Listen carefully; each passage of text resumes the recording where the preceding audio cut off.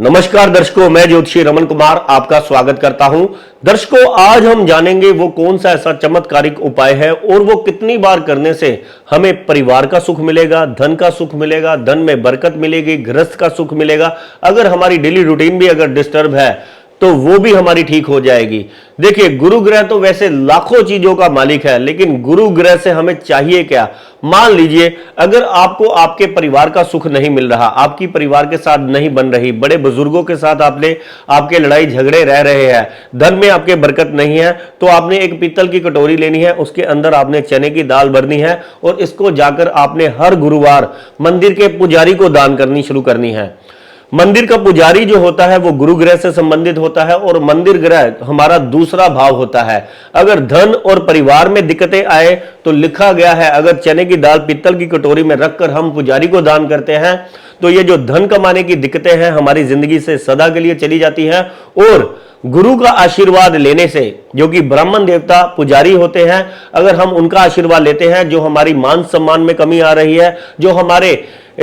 परिवार में ये जो कला रह रही है, अगर हमारे परिवार के साथ नहीं बन रही, तो ये पितर दोष के कारण होता है। जैसे जैसे हम पुजारियों का आशीर्वाद लेते चले जाते हैं, ब्राह्मणों की सेवा करते चले जाते हैं, उनको चने की दाल जो है भेंट करते जाते हैं, वैसे ही हमारी जिंदगी से ये दोष जो है समाप्त हो जाता है और हमारे घर से ये जो झगड़े हैं खत्म होने शुरू हो जाते हैं। अगर मान लीजिए आपके घर में बरकत नहीं है, अगर आपका पैसा जो है घर में टिकता नहीं है, आपको 100 जतन कर कर आप पैसा कमाकर लाते हो, लेकिन उससे भी बड़े खर्चे तैयार होते हैं, आपको महीने के अंत में हमेशा पकड़कर ही गुजारा करना पड़ता है। अगर आप कहते हैं कि जैसे मेरे धन में पहिए लगे हुए हैं, आता बाद में है, चला पहले जाता है, आंधी की तरह आता है और तूफान की तरह चला जाता है, तो आपने 4 मुट्ठी चने की दाल लेनी है। इसको जाकर आपने 4 गुरुवार चलते पानी में जल प्रवाह करना है। चलता पानी चंद्रमा होता है, चंद्रमा सुख शांति का कारक होता है और बरकत का कारक होता है और लिक्विड मनी का कारक होता है। जिस इंसान को भी नगद माया की कमी रहती है, उस इंसान की कुंडली में देखा गया है कि चंद्रमा और गुरु ग्रह दोनों ही बुरी अवस्था में पड़े हुए हैं, 6, 8वें या 12वें भाव में पड़े हुए हैं, जिसके कारण ऐसे इंसान के घर में बरकत नहीं है। तो हम उसको चने की दाल जल प्रवाह करने के बारे में बताते हैं, जिसके प्रभाव से उसके घर में जो है वो धन टिकना शुरू हो जाता है और घर में सुख शांति जो है अलग से जो है बन जाती है।